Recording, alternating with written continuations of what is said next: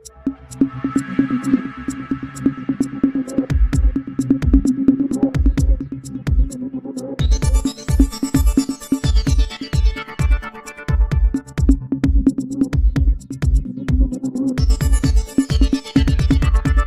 उत्सवाचा आनंद, रंगांची उधळण आणि सर्वत्र ओसंडून वाहणारा उत्साह.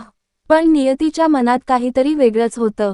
खारेपाटण परिसरातील जिजामातानगरमध्ये ज्या घरात सकाळी रंगांची उधळण होत होती, त्याच घरात दुपारी अश्रूंचा महापूर आला.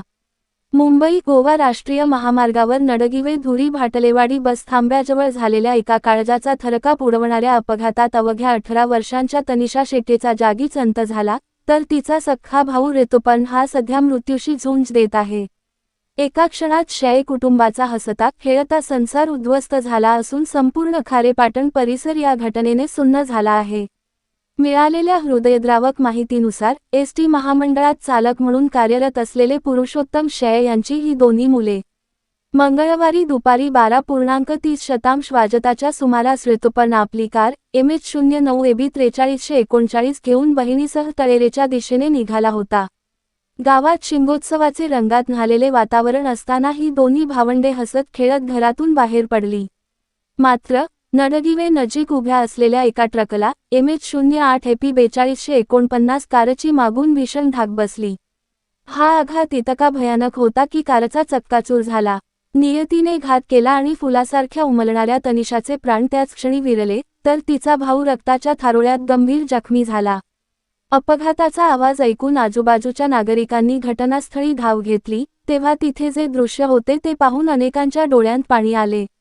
कारमध्ये अडकलेल्या तनिषाच्या स्वप्नांना त्या एका धडकेने कायमचा पूर्णविराम दिला होता.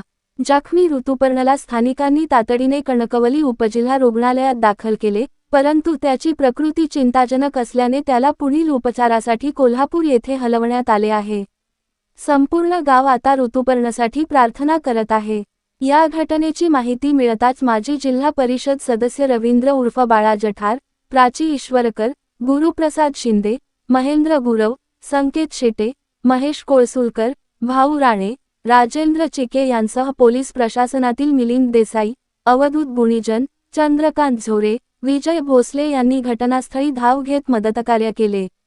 पोलीस उपनिरीक्षक पवन कांबळे आणि राजेश गायकवाड यांनी घटनेचा पंचनामा केला. ज्या हातांनी सकाळी एकमेकांना रंगाची उधळण केली, त्याच हातांनी आता दुःखाचे ओझे सावरण्याची वेळ या कुटुंबावर आली आहे. सकाळी घरातून सुखरूप गेलेली भावंडे पुन्हा कधीच एकत्र दिसणार नाहीत, ही बोचरी जाणीव प्रत्येकाला रडवून जात आहे.